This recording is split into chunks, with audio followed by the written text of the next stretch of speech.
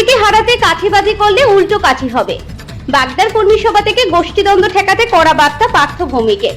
জুলাইয়ের 10 তারিখে উত্তর 24 পরগনা বাগদা বিধানসভায় উপনির্বাচন।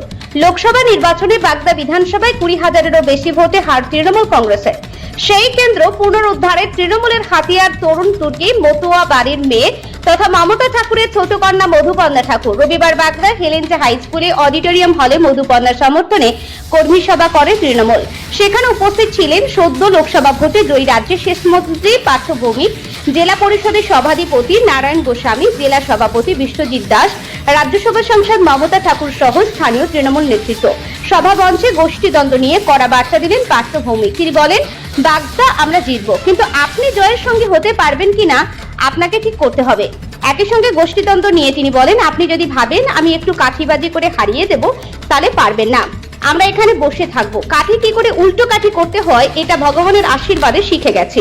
অতএব যে ভাবছেন ছোট ছোট কাঠি বের করবেন ও সব ঘরে ঢুকিয়ে রাখুন। এদিন পার্থর বক্তব্যে উঠে আসে বাগদার মানুষের ভূমিপুত্রের প্রার্থীর দাবিও। তিনি নেতাকর্মীদের আশ্বস্ত করেন মধুপর্ণা ঠাকুরকে জেতালে 2026 সালে বাগদার ভূমিপুত্র প্রার্থী হবে। আপনারা যদি বাংলায় মধুপর্ণাকে জেতান তাহলে 2026-এর ইতিহাসের একটু নিজের বাড়ির জায়গাও আছে। আর আমার যখন ছোট বোন আমাদের কন্যা সম, আর মমতা ঠাকুর যখন আমাদের দিদি, তখন ওকে কাঁধে করে মাথায় বয়ে নিয়ে যাওয়ার দায়িত্ব তো আমাদের মতো লোকেদেরই জন্ম। কিন্তু আছে একটা, কিন্তু বাংলার নেতারা যদি ওকে জেতাতে না পারে তাহলে দিদির কাছে এটাও প্রমাণ হয়ে যাবে যে বাগদার নেতৃত্বের কোন গাফিলতি আছে, যেই কারণে ওকে জেতাতে পারলো না। তাহলে কিন্তু 2026-এ বাগদা থেকে কেউ বিধানসভা প্রতিনিধিত্ব করতে পারবে না। বিধানসভা প্রতিনিধিত্ব তখনই করতে পারবে যদি আপনারা নির্বাচনে মধুপর্ণাকে জেতাতে পারেন। আর ইলেকশনের মেশিনারি কিভাবে হবে সেটা তো এখন ভরা বাজারে করা যাবে না, সেটা একটু গোপন আলোচনা করতে হবে। 3 সভাপতি আছে, তাদের আমি বলে গেলাম নারায়ণের সাথে একটু আলাদা করে কথা বলে দেবেন। বিশ্বজিতের সাথে অলরেডি কথা হয়েছে, আমরা আমাদের মতো ইলেকশন স্ট্র্যাটেজি করব। বিশ্বজিৎ যেমন বলছে ও সারাদিন আজ থেকে বাংলায় করে থাকবে, আমি আর নারায়ণ ওকে বলছি ভাই আমাদের মাটিতে দুটো বালিশ থাকিস, আমরাও তোর সাথে বাংলায় থাকবো। আমি আপনাদের বলছি নির্বাচনটা আমরা জিতবো না, কেউ করুন বা না করুন, এই নির্বাচনটা আমরা জিতবো। এই জয় আমাদের কেউ ঠেকাতে পারবে না। কিন্তু ওই জয়টায় আপনি সঙ্গী হতে পারবেন কিনা এটা আপনাকে ঠিক করতে হবে।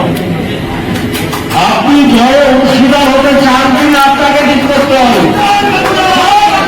আর আপনি যদি ভাবেন আমি একটু কাঠিবাজি করে হারিয়ে দেবো, আমি বলছি না পারবেন না। আমরা দুজনে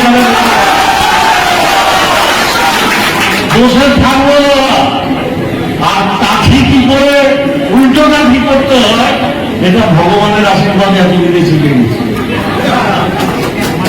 অতএব যে ভাবছেন ছোট ছোট কাঠি বার করবেন, আমি এখনই বলছি আমাদের যখন কিছু দায়িত্ব দিয়েছে ওসব ঘরে ঢুকিয়ে রাখবেন। সবাই মিলে বাগদা জেতা 2026-এ বাগদার ভূমিপুত্রই ক্যান্ডিডেট হবে, আমরা দায়িত্ব নিয়ে বলছি। কিন্তু জেতাতে হবে, না জেতালে কিন্তু হবে না। আমরা বাংলা ভাষায় যেটা বলি অঙ্গুলে বাড়ি, না জেতালে অঙ্গুলে বাড়ি। আমার নেতৃত্বের প্রতি আস্থা আছে, সম্মান আছে, শ্রদ্ধা আছে, এবং সবচেয়ে বেশি শ্রদ্ধা আছে কর্মীদের প্রতি, যারা বাগদায় লোকসভা নির্বাচনে বিশ্বজিতের হয়ে আপনার পরিশ্রম করেছিল। আমরা ডোর টু ডোর কারা যাবে তার টিমও তৈরি করব। যেহেতু একটা বাচ্চা মেয়ে, আমরা চেষ্টা করব একদম বাচ্চা ছেলে মেয়েকে বাড়ি টু বাড়ি পাঠানো। এটা আমরা চেষ্টা করবো, মানে সারা জেলা করে কলকাতা থেকে রাজন্যাদের মতো মেয়েদের এনে, সমস্ত প্রিয়দর্শিনীদের মতো মেয়েদের এনে, যাদের ইমেজ খুব ভালো, যাদের মুখ খুব ভালো, তাদের দিয়ে আমরা ডোর টু ডোর করাবো। আপনারা ক্যান্ডিডেটকে নিয়ে করবেন যারা নেতারা আছে। এর বাইরেও, কারণ অনেক সময় কি হয় জানেন তো, নেতা গেল ওই বাড়ির ওই নেতার উপরে রাগ, সামনে তো বলতে পারবে না ভোটের বাক্সে নিয়ে দিয়ে। আর আমরা যে ছেলে মেয়েদের পাঠাবো তাদের সাথে সব হরগর করে বলে দেবে, দাদা আপনার ওই নেতা না আমার সাথে এই করেছে। তো ওই জন্যই তো আমাদের দিদি পাঠিয়েছে, বাই সিটটা জিততে হবে। কর্মী সভা শেষে দলীয় প্রার্থীর সমর্থনে হেলেঞ্চা বাজারে র্যালি করে উপনির্বাচনের প্রচার শুরু করে তৃণমূল।